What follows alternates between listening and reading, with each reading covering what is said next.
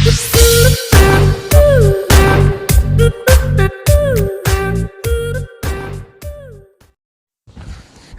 Dear students, this is Nawab Rabbani और आज हम देखेंगे क्लास 11 का पहला टॉपिक यूनिट्स एंड डायमेंशन। लेकिन उससे पहले हम लोग क्लास 11 में के सिलेबस के बारे में जान लेते हैं कि क्लास 11 के सिलेबस में आखिर क्या क्या हमें स्टडी करना है, वो देख लेते हैं हम।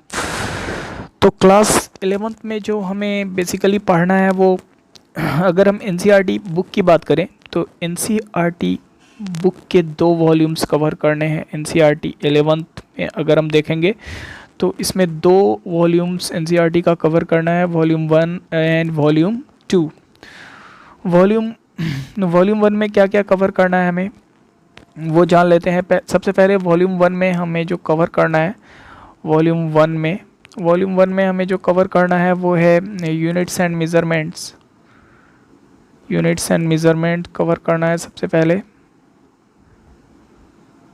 Units and measurement. उसके बाद मोशन इन 1 डायमेंशन कवर करना है, इसी में मोशन इन स्ट्रेट लाइन भी इसको बोलते हैं। उसके बाद मोशन इन प्लेन कवर करना है, मोशन इन 2D बोल दो या फिर 2D का मतलब ही क्या होता है, plane. Motion in plane cover करना है।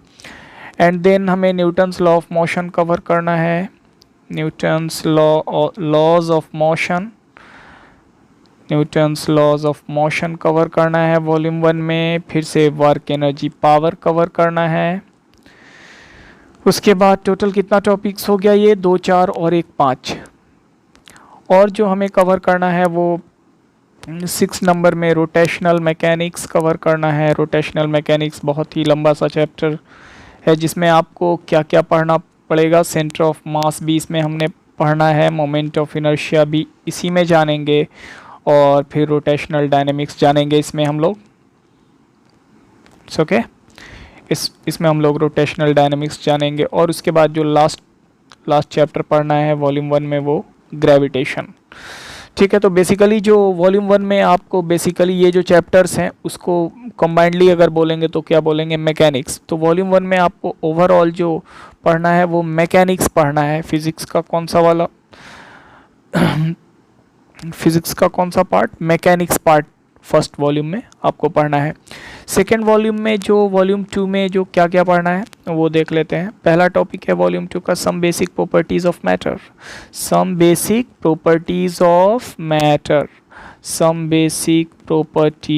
मैटर। ये पढ़ना है आपको वॉल्यूम 2 का पहला चैप्टर। इसी में आपको ये जो some basic properties of matter है, एक्चुअल में इसी में आपको क्या पढ़ना है, इलास्टिसिटी पढ़ना है। इसी में आपको क्या पढ़ना है, इलास्टिसिटी पढ़ना है, विस्कोसिटी पढ़ना है, विस्कोसिटी भी इसी में पढ़ना है, इलास्टिसिटी भी इसी में पढ़ना है, सरफेस टेंशन भी इसी में पढ़ना है। ठीक है, तो some basic properties of matter हो गया। एंड देन आपको पढ़ना है हीट एंड थर्मोडायनेमिक्स। जो वॉल्यूम 2 का सेकेंड जो चैप्टर है वो क्या है, हीट एंड थर्मोडायनेमिक्स। अब आपको वॉल्यूम 2 में अगला चैप्टर क्या पढ़ना है, हीट एंड थर्मोडायनेमिक्स।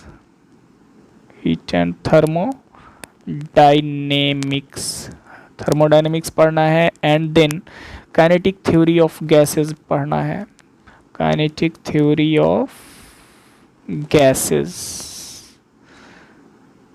इसी को KTG भी बोलते हैं in short, kinetic theory of gases. उसके बाद ऑसिलेशंस पढ़ना है, ऑसिलेशंस यानी इसी को सिंपल हार्मोनिक मोशन यानी SHM बोलेंगे। ऑसिलेशन एंड वेव्स, तो मिलता जुलता है ये, ऑसिलेशन एंड वेव्स। यानी इतना सारा टॉपिक्स आपको क्लास 11 में पढ़ना है। ठीक है, अब हम लोग units and dimension chapter start करते हैं। उससे पहले हम लोग जानेंगे व्हाट इज़ फिज़िक्स। तो सिंपल है, व्हाट इज़ फिज़िक्स। अगर आपसे कोई पूछे व्हाट इज़ फिज़िक्स, अगर आपसे कोई ये क्वेश्चन कर दे, फिज़िक्स पढ़ रहे हैं तो इसका डेफिनेशन तो पता होना चाहिए। तो देख लेते हैं व्हाट इज़ फिज़िक्स। सिंपल है, descriptive study of natural phenomenon. Physics क्या है, the descriptive study of the descriptive study of natural phenomenon. Physics क्या है? The descriptive study of natural phenomenon, यानी प्राकृतिक घटनाओं का विस्तृत अध्ययन क्या कहलाता है? भौतिकी कहलाता है। क्लियर? जैसे आप देखो समथिंग, कुछ भी हो रहा है यूनिवर्स में, उसको अगर हम स्टडी करते हैं, जैसे किसी व्हीकल के मोशन को स्टडी करो, प्लैनेट्स के मोशन को स्टडी करो, है ना, किसी व्हीकल के मोशन को स्टडी करो, या फिर प्लैनेट्स जो रिवॉल्व करते रहते हैं प्लैनेट्स, उनके मोशन को स्टडी करो। Everything is physics. या फिर किसी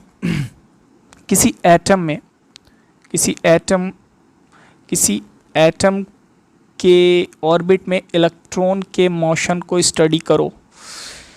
एवरीथिंग इज़ फिजिक्स। तो आप समझो यहाँ पर कि यूनिट एंड डायमेंशन में हमने सबसे पहले क्या जानना है? फिजिकल क्वांटिटी के बारे में। क्या जानना है? फिजिकल क्वांटिटी के बारे में। फिजिकल क्वांटिटी क्या है? देख लेते हैं definition. The quantity which can be measured, वैसा क्वांटिटी जिसको हम माप सकते हैं, क्या कहलाता है? Physical quantity. The quantity which can be measured, और वो क्वांटिटी डिस्क्राइब भी कर सकता है नेचुरल फिनोमेनॉन को। जैसे आप देखो यहाँ पर, यहाँ से कोई मान लो ये टावर है, ठीक है, यहाँ से किसी ने फेंका बॉल को, किसी ने क्या कर दिया, वहाँ से इस टावर पर से किसी बॉल को उसने छोड़ दिया।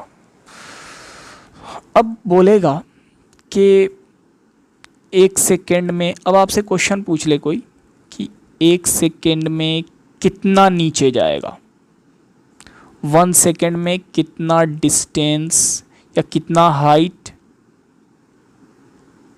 हाइट बॉल नीचे जाएगा, या फिर क्या पूछ दे कि इस टावर का आपको दे दे हाइट और बोले वो कितना टाइम में वो पहुंचेगा। तो यहाँ पर आप देखो ये क्या है? ये नेचुरल फिनोमेनॉन है। इसमें ही दो क्वांटिटी को इंट्रोड्यूस कर दिया इसने, डिस्टेंस या हाइट को या फिर टाइम को। तो इसको मेज़र कर सकते हैं, डिस्टेंस को हम मेज़र कर सकते हैं, टाइम को मेज़र कर सकते हैं। तो डिस्टेंस और टाइम ये सब क्या है? फिजिकल क्वांटिटी है। तो ये नेचुरल फिनोमेनॉन को डिस्क्राइब भी कर रहा है, ये क्वांटिटी नेचुरल फिनोमेनॉन को डिस्क्राइब भी कर रहा है और ये मेज़रेबल भी है, इसको हम माप भी सकते हैं। जैसे बोलना कि जैसे आप ये समझ लो कि आप किसी से बहुत प्यार करते हो, वो भी तो नेचुरल फिनोमेनॉन है ना। तो क्या प्यार को माप सकते हो? क्या आप बोलते हो कि मैं उससे बहुत प्यार करता हूँ, अबे यार कितना प्यार करते हो? प्यार का कोई ऐसा यूनिट है क्या? माप सकते हो? नहीं माप सकते हो प्यार को। तो प्यार या लव ये फिज़िकल क्वांटिटी नहीं है। आई थिंक आपको बात समझ में आ गई होगी कि वैसा क्वांटिटी जिसको हम मीज़र कर सकते हैं वही क्या कहलाता है? Physical quantity. जैसे आप देखो लेंथ को आप मीज़र कर सकते हो, किस में मीज़र करते हो? लेंथ को मीटर में करते हो, सेंटीमीटर में, किलोमीटर में करते हो ना। अब देखो मास को भी मेज़र करते हो, कोई भी चीज़ लाओ, चीनी लाओ, चावल लाओ मार्केट से, तो केजी में लाते हो ना। मास, उसमें जो अमाउंट है मैटर का, सब्सटेंस का जो अमाउंट है दैट इज़ मास। तो मास को आप मेज़र कर सकते हो, केजी में, ग्राम में मेज़र कर सकते हो। तो mass is the physical quantity. Time को मेज़र कर सकते हो यानी ऑब्वियसली कर सकते हो, सेकेंड में, मिनट में, आवर में कर सकते हो, डे में कर सकते हो, डे में नहीं करना मंथ में कर लेना, मंथ में नहीं करना ईयर में कर लेना। ऑब्वियसली टाइम को मेज़र कर सकते हो। तो टाइम क्या है? Physical quantity. टेम्परेचर को मेज़र नहीं कर सकते हो? ऑब्वियसली कर सकते हो। आपने थर्मामीटर में बुखार देखा ना अपना, तो टेम्परेचर ही तो मेज़र करते हैं। टेम्परेचर क्या है? डिग्री ऑफ हॉटनेस और coolness.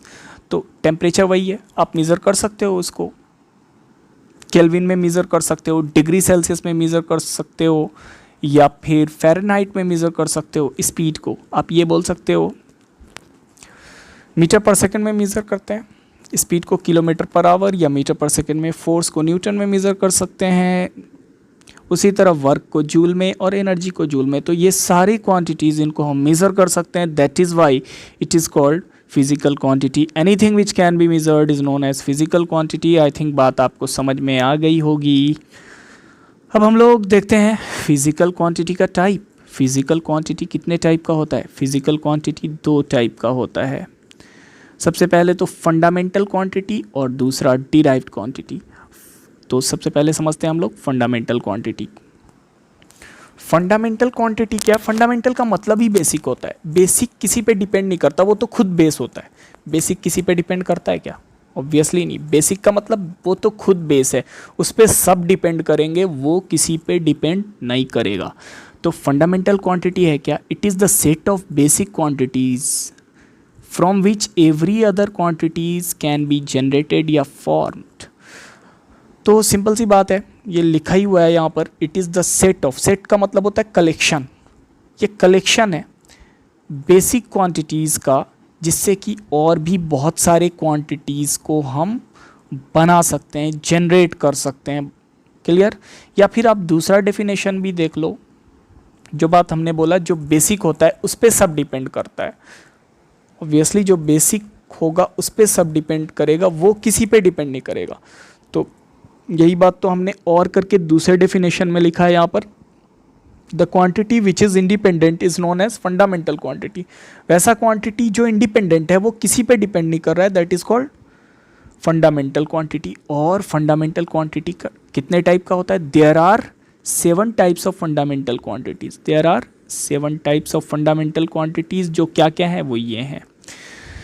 Length is a fundamental quantity. Mass या द्रव्यमान is a fundamental quantity. Time यानी समय क्या होगा? Fundamental quantity. टेम्परेचर यानी तापमान। इलेक्ट्रिक करंट विद्युत धारा is a fundamental quantity. Luminous intensity, luminous intensity क्या होता है? ये लाइट से रिलेटेड है। लाइट का मतलब ज्योति से रिलेटेड है। तो ल्यूमिनस इंटेंसिटी भी फंडामेंटल क्वांटिटी है। ल्यूमिनस इंटेंसिटी का मीनिंग होता है ज्योति तीव्रता। ल्यूमिनस इंटेंसिटी का मीनिंग क्या होता है? ज्योति तीव्रता। क्या बोलेंगे इसको? ज्योति तीव्रता। अमाउंट ऑफ सब्सटेंस, पदार्थ की मात्रा, ये सब क्या है? Fundamental quantity. तो टोटल 7 फंडामेंटल क्वांटिटी आपको याद रखना है। क्लियर? अब हम लोग आते हैं डिराइव्ड क्वांटिटी पे। दूसरा टाइप है फिजिकल क्वांटिटी का, क्या? Derived quantity. जैसा कि नाम से क्लियर है, डिराइव्ड, इसको डिराइव किया गया है। इसको क्या किया गया है? डिराइव किया गया है। और डिराइव कहाँ से किया गया होगा? ऑब्वियसली डिराइव किया गया होगा बेसिक क्वांटिटी से। तो the quantity which depends upon fundamental quantities, the quantity which depends upon fundamental quantities is known as derived quantity. यानी वैसा क्वांटिटी जो डिपेंड कर रहा है फंडामेंटल क्वांटिटी पे, क्या कहलाएगा? Derived quantity. यानी इसका मतलब फंडामेंटल से जो बना है वही क्या कहलाएगा? Derived quantity. इसका पहला एग्जांपल आप देखो, स्पीड यानी चाल। स्पीड का मतलब क्या होता है? Rate of change of distance is called speed. Rate of change of distance is called speed. Rate of change of distance यानी टाइम के रिस्पेक्ट में हमने डिस्टेंस कितना कवर किया, या पर यूनिट टाइम हम कितना चले हैं, कितना दूरी चले हैं, दैट इज कॉल्ड स्पीड। तो स्पीड का मतलब क्या हो जाएगा? Distance upon time. और जब आप डिस्टेंस ट्रैवल करते हो तो आपके पाथ, आप जिस रास्ते से चलते हो उस रास्ते की लंबाई को तो हम माप सकते हैं। तो डिस्टेंस का मतलब क्या है? उस लेंथ। डिस्टेंस का मतलब क्या है? लेंथ है। और टाइम इज टाइम, यानी स्पीड को हम ब्रेक कर सकते हैं लेंथ अपॉन टाइम में। यानी आप समझो यहाँ पर लेंथ भी फंडामेंटल है और टाइम भी क्या है? फंडामेंटल। तो 2 फंडामेंटल क्वांटिटी से मिलके क्या बना? डिराइव्ड क्वांटिटी बना। तो स्पीड क्या हो गया? डिराइव्ड क्वांटिटी है। उसी तरह आप डेंसिटी दूसरा एग्जाम्पल जो है डिराइव्ड क्वांटिटी का क्या है, डेंसिटी। तो डेंसिटी भी क्या है, मास पर unit volume is called density, यानी यूनिट वॉल्यूम में किसी भी चीज़ के यूनिट वॉल्यूम में कितना द्रव्यमान है, कितना मास है, वही क्या कहलाता है, डेंसिटी या घनत्व कहलाता है। आप इसको ऐसे समझ सकते हो, अगर आप मानो v किसी चीज़ के v वॉल्यूम का मास m है, तो इकाई वॉल्यूम का मास कितना होगा, m बाई v। क्या होगा, m बाई v। यही m बाई v क्या कहलाता है, डेंसिटी। तो डेंसिटी का मतलब क्या हो गया, मास अपॉन वॉल्यूम।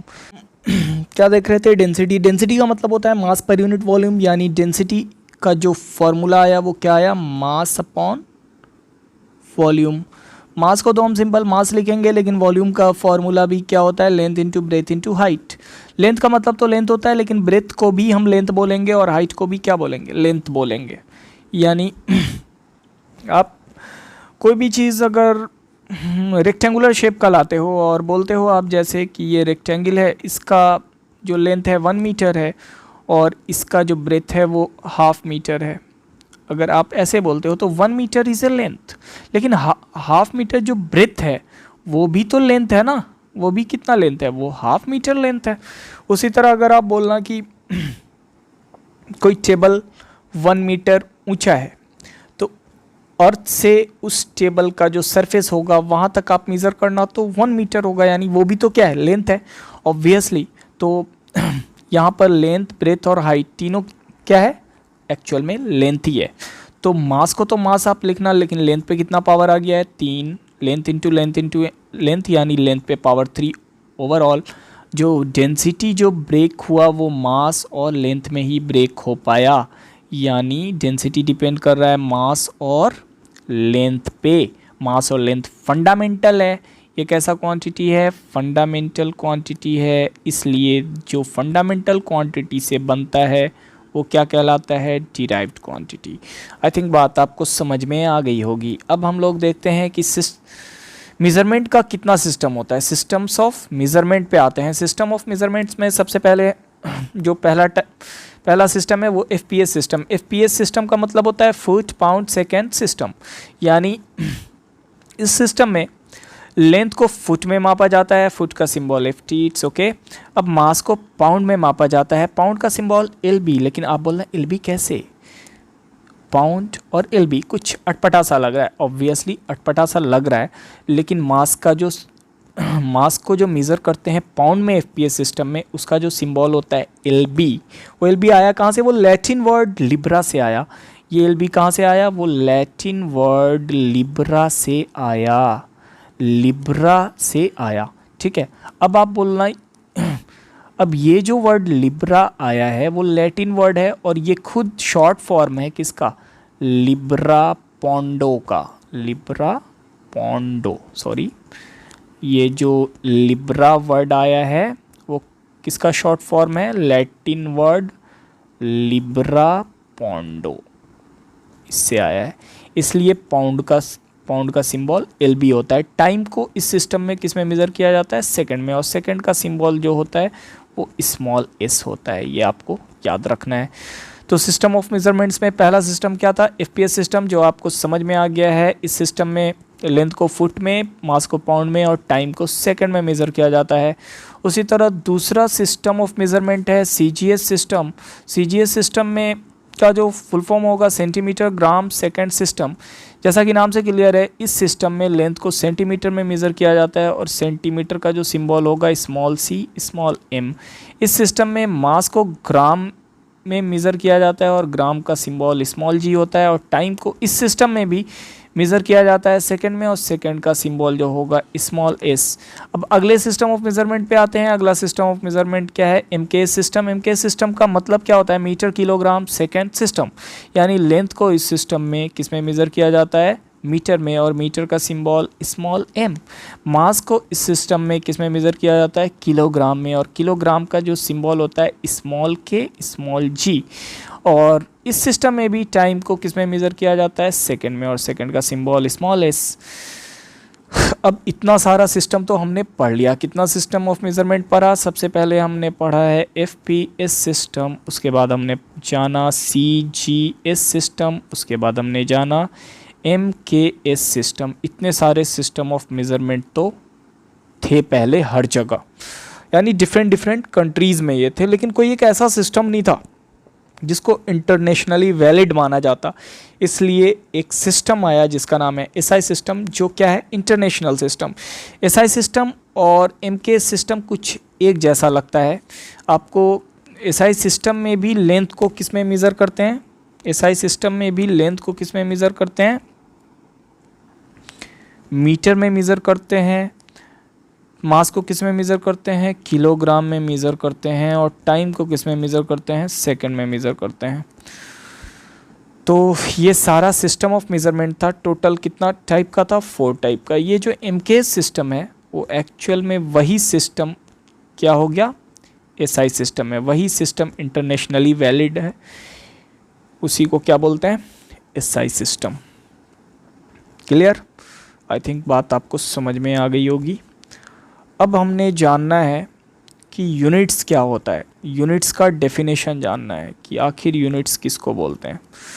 तो देखते हैं डेफिनेशन क्या है। To measure a physical quantity an standard is required, an standard is required and that standard is called unit of that physical quantity. यानी किसी भौतिक राशि को मापने के लिए एक स्टैंडर्ड की ज़रूरत होती है। स्टैंडर्ड का मतलब क्या होता है, मानक। मानक, स्टैंडर्ड का मतलब क्या होता है, मानक, जिसको सब मानते हो। स्टैंडर्ड का मतलब क्या होगा, स्टैंडर्ड का मतलब होगा, स्टैंडर्ड का मतलब होगा मानक, और इसका मतलब होगा इक्वल फॉर ऑल। कोई भी चीज़ अगर स्टैंडर्ड है वो क्या है, इक्वल फॉर ऑल है। जैसे लेंथ का ऐसा यूनिट अगर मीटर है ना, तो वो सब मानते हैं मीटर, सिर्फ आपके या मेरे लिए नहीं है, वो सबको उसको मानना होता है कि लेंथ का ऐसा यूनिट क्या होता है, मीटर। बात आपको समझ में आ गई होगी। यानी स्टैंडर्ड का मतलब क्या होता है, इक्वल फॉर ऑल, जिसको सब मानते हो। ठीक है, तो यूनिट क्या है, किसी भी फिजिकल क्वांटिटी को मेज़र करने के लिए एक मानक या स्टैंडर्ड की ज़रूरत होती है। उसी स्टैंडर्ड को इस फिजिकल क्वांटिटी का क्या बोलते हैं, यूनिट बोलते हैं। क्लियर? तो एग्जाम्पल जैसे आप देख लो, लेंथ के लिए क्या क्या यूनिट होगा, सेंटीमीटर, लेंथ को सेंटीमीटर में भी मेज़र कर सकते हैं, मीटर में भी, किलोमीटर में भी। तो ये सब चीज़ क्या हो गया, ये एक स्टैंडर्ड हो गया, यूनिट हो गया। उसी तरह मास को ग्राम में भी मेज़र कर सकते हैं, किलोग्राम में भी, पाउंड में भी मेज़र कर सकते हैं। तो ये सब भी क्या हो गया, एक स्टैंडर्ड हो गया। उसी तरह टाइम को सेकंड में भी मेज़र कर सकते हैं, मिनट में भी, आवर्स में भी, डे में, मंथ में, ईयर में। तो ये सारा चीज़ क्या हो गया, एक स्टैंडर्ड हो गया, यूनिट हो गया। तो यूनिट इज़ ए स्टैंडर्ड। ठीक है, यूनिट क्या है, स्टैंडर्ड। आप क्या करना, इसको पॉज करके इसको नोट कर लेना सही से। जिस तरह हमने फिजिकल क्वांटिटी का टाइप देखा था, उसी तरह अब हम देख रहे हैं यूनिट का कितना टाइप होता है। यूनिट 2 टाइप का होता है, एक फंडामेंटल यूनिट और दूसरा डिराइव्ड यूनिट। तो फंडामेंटल यूनिट क्या है वो देखते हैं। The unit in which fundamental quantities are measured is known as fundamental units.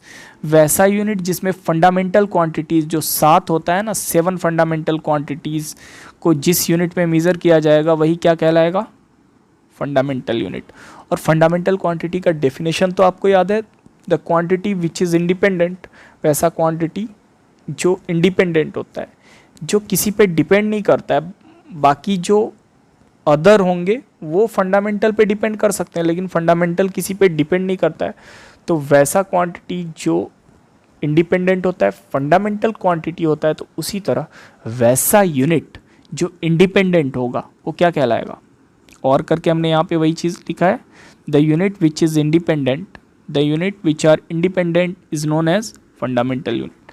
तो फंडामेंटल यूनिट किसी पे डिपेंड नहीं करेगा, वो क्या होगा, इंडिपेंडेंट होगा। क्लियर? इस वाले पिक्चर में आपको दिख रहा है टोटल फंडामेंटल क्वांटिटीज़ कितना होता है, 7। ठीक है, length, mass, time, electric current, temperature, amount of substance, luminous intensity, सबका जो यूनिट है, यहाँ पर जो यूनिट लिया गया है वो SI यूनिट है, और यहाँ पर यही SI यूनिट क्या है, फंडामेंटल यूनिट है। आई बात समझ में? तो लेंथ का SI यूनिट जो होगा मीटर। इन 7 फिजिकल फंडामेंटल क्वांटिटीज़ का जो भी यूनिट होगा वो क्या होगा, फंडामेंटल यूनिट होगा। जैसे लेंथ का मीटर, मास का किलोग्राम, टाइम का सेकेंड, इलेक्ट्रिक करंट का जो एसआई यूनिट है, फंडामेंटल यूनिट एम्पियर, टेम्परेचर का एसआई यूनिट केल्विन, और अमाउंट ऑफ सब्सटेंस का एसआई यूनिट मोल, और ल्यूमिनस इंटेंसिटी यानी ज्योति तीव्रता का एसआई यूनिट क्या होगा, कैंडेला।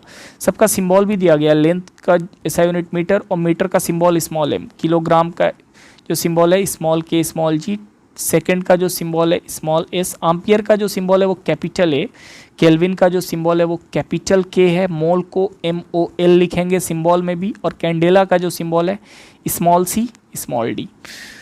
तो ये सातों फंडामेंटल क्वांटिटी और उसका 7 फंडामेंटल यूनिट आपको याद रखना है। ये इसको पॉज करके आप क्या कर सकते हो, नोट कर लेना, कॉपी में एक टेबल इसी टाइप से बना लेना। क्लियर। अब हम लोग समझते हैं डिराइव्ड यूनिट क्या होगा। तो the unit which depends upon fundamental unit is known as derived unit.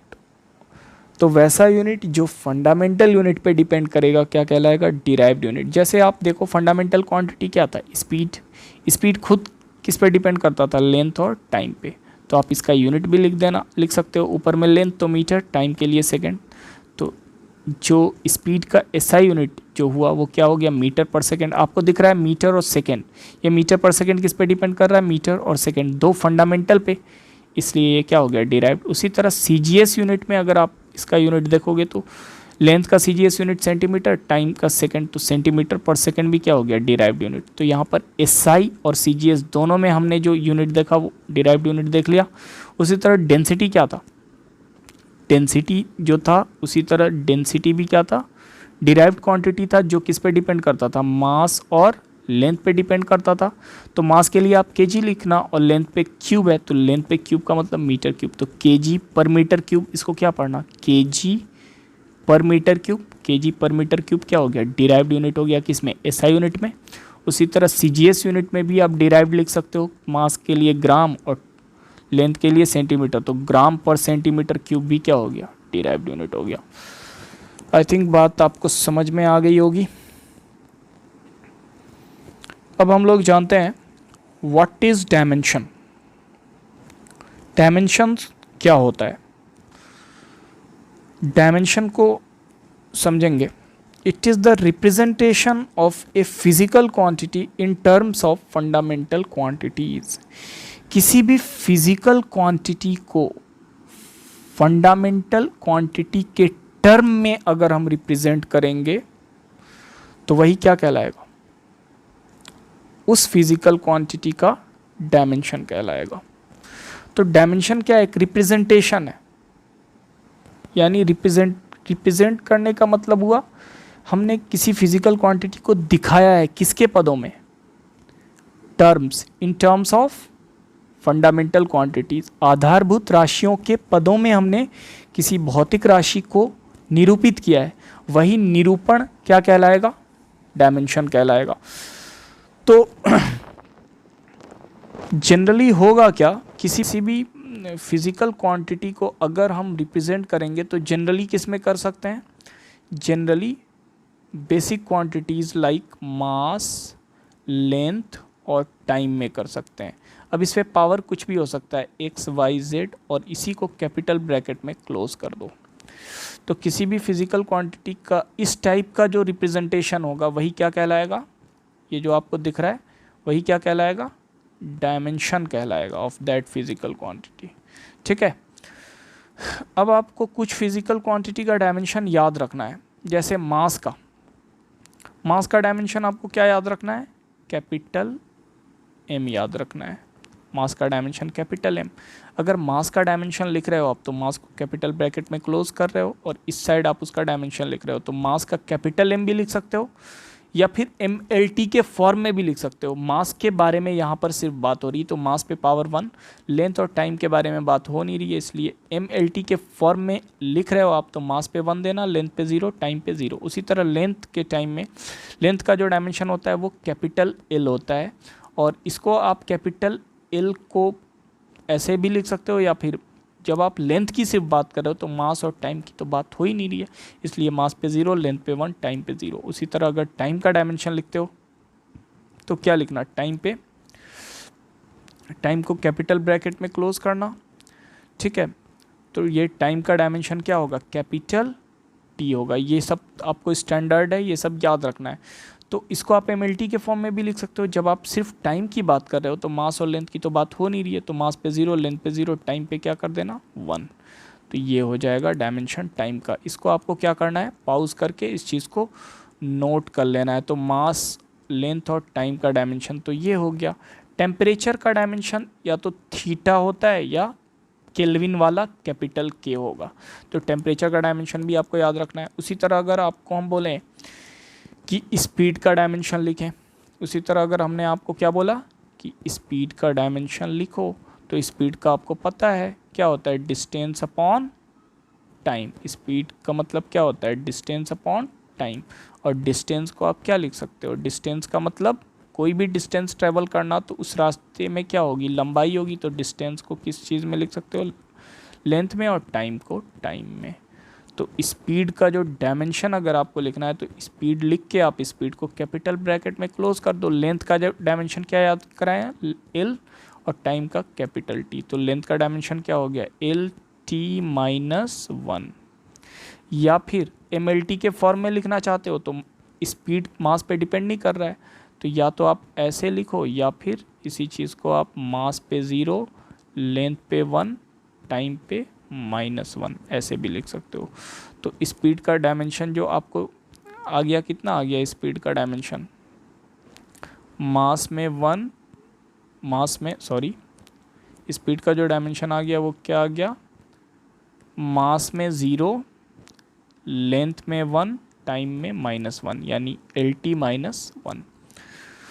उसी तरह हमने कुछ देर पहले हमने देखा है कि डेंसिटी क्या होता है, डिराइव्ड यूनिट। अगर आपको बोले डेंसिटी का डायमेंशन लिखने को तो आप क्या करना, सबसे पहले उसके फॉर्मूला जानना, मास अपॉन वॉल्यूम। वॉल्यूम को हमने किस में ब्रेक कर दिया था, लेंथ पे पावर 3 में ब्रेक कर दिया था। तो डेंसिटी का अगर डायमेंशन बोलेगा लिखने तो आप कैसे आराम से लिख सकते हो, डेंसिटी को कैपिटल ब्रैकेट में क्लोज करना। मास का डायमेंशन आपको क्या रटाया हुआ है, कैपिटल M।